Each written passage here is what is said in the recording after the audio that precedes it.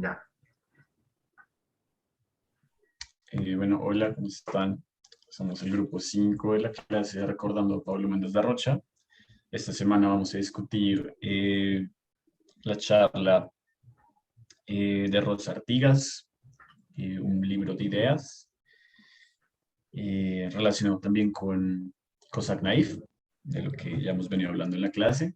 Mm, bueno, algo que particularmente nos fue llamando un poco la atención es el momento en que Rosa habla de cómo el lenguaje del arquitecto, y en este caso Pablo Méndez de Rocha, es también un proyecto. No, no solamente una fuente de proyecto, no un elemento adicional, sino el elemento central, contrario a lo que comúnmente digamos que acostumbramos, que el centro del proyecto suele ser la representación, lo que podemos ver desde los lenguajes de la planimetría, los lenguajes de los modelados, de los dibujos, de los imaginarios.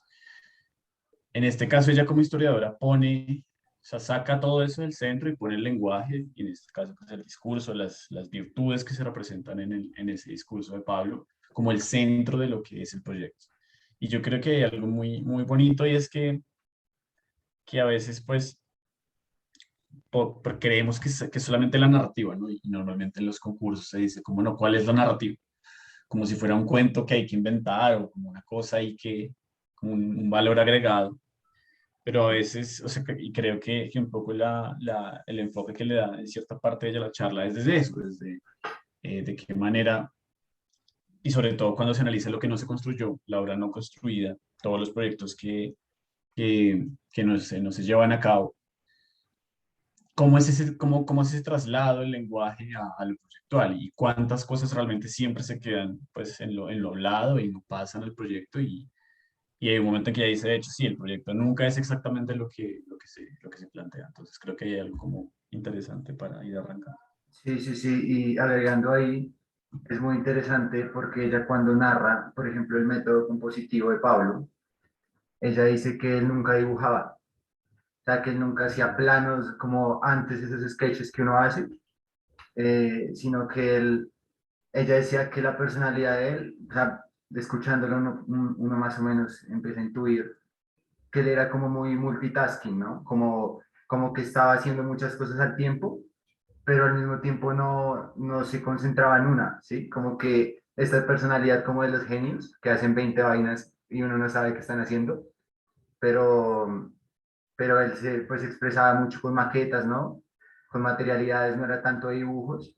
Él cuando hacía dibujos era más porque se lo pedían, ¿no? Ya hacía planos bien hechos.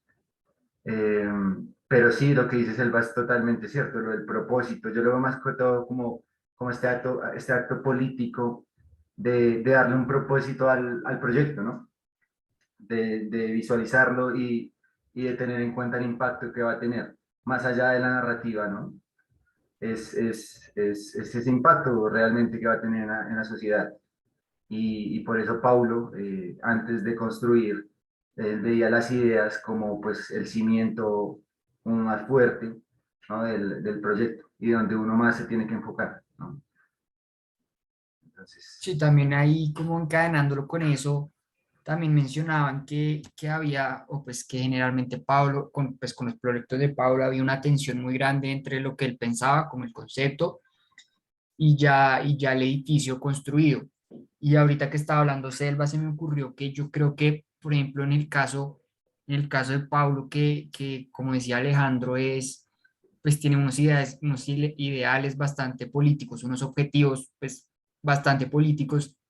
Yo creo que hubo en muchos casos que todo su ideal o sí, todo lo que él pensó y proyectó no se pudo construir, pues por temas, por pues X o Y, pero pues yo creo que, digamos que él siempre pudo ver más allá de lo que en realidad se pudo construir. sí, Y pues ahí es donde yo creo que existe también esa tensión entre lo que él pensaba y pues, lo que él construyó. ¿Quién sabe cuáles fueron los verdaderos objetivos de los edificios de Pablo, ¿no? O sea, los que él pensó.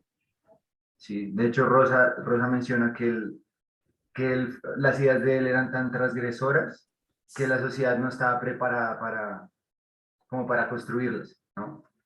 O sea, que por más que él se esforzara, muchas ideas eran muy innovadoras y no eran entendidas. ¿no? Hasta este momento.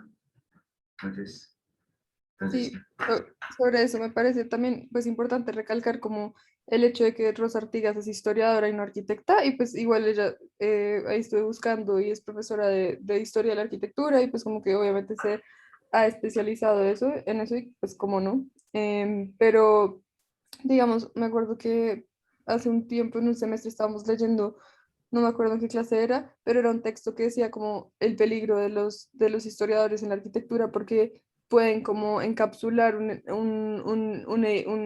tanto un edificio, un diseño o algo como que hace el arquitecto en una categoría histórica, y que entonces puede perder como pues como sus cualidades propias como y del arquitecto, que se me hace también interesante en el caso de Pablo Méndez, porque hemos hablado mucho como que es paulista, pero no, y como que hay muchos como sí, pero no, y eso es pues, ahorita lo que, como lo que dijo Alejandro me hizo pensar en eso, y en como tener, sí, pues tener presente como que el discurso viene de otra disciplina, si bien que está muy ligada, y como que ella en particular probablemente tiene más experiencia que, o pues más sabiduría al respecto que un arquitecto, pero sí es interesante como, no sé, cuestionarse hasta dónde hay que calificar también las obras y los trabajos como en, no sé, como en categorías, categorías, como en sí, categorías. y como cuál es el riesgo ahí, como dónde entonces empieza a, sí, no sé, como a perder la esencia de la obra o del arquitecto. Sí, entiendo. Ella hablaba de eso en el sentido de que, por ejemplo, los arquitectos, cuando un arquitecto escribe sobre arquitectura, está muy sesgado a lo que le enseñaron en la academia, ¿no? Como a toda Ujú. la historia, por ejemplo, el modernismo, ¿no? Y hablan mucho desde ese punto, ¿no? Un historiador, por decirlo así, está exento de ese, como de ese entorno, ¿sí?